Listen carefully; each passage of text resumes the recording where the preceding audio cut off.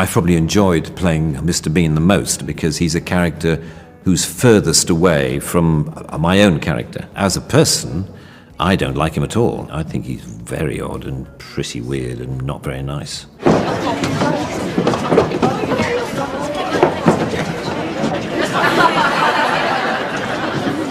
What's fun about it is it's an escape. You know, when you play the character, you don't care what you do. It's a weird kind of release.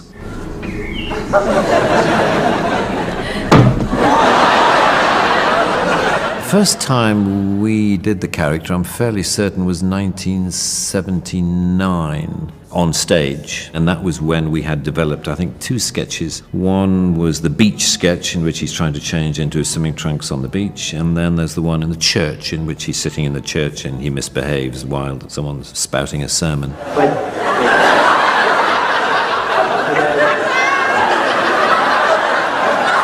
The character didn't have a name. He didn't have to have a name because there were no words spoken in the sketches in which he featured. They were silent sketches. But then when we thought, actually, these sketches are quite funny, it's quite an interesting idea to develop a comedy character who doesn't use words. Television comedy had developed from radio comedy, which was a very wordy, tradition. And we had to give him a name in order to give the television show a name. So we came up with the name of Mr. Bean. We were thinking Mr. White for a while.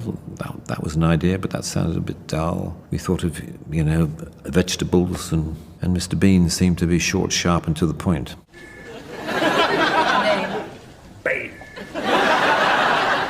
The one I remember shattering me the most, making me the most tired and exhausted I have ever been, was a movie we did called Mr. Bean's Holiday, in which he travels down through France to the south of France to the Cannes Film Festival. And we did a sequence in Provence, which was where he gets caught up with a peloton of cyclists and he overtakes them with great ease.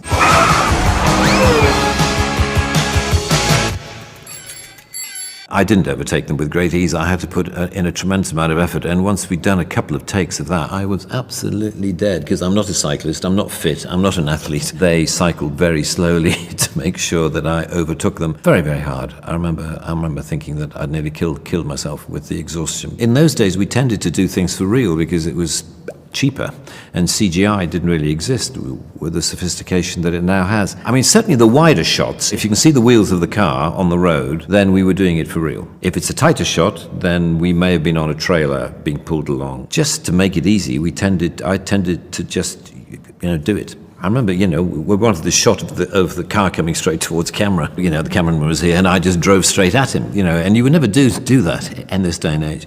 I mean, I stopped, before I hit him, but I might not have done, or the brakes might have failed. Because of that, you're not allowed to do that kind of thing anymore. But in those days, we did.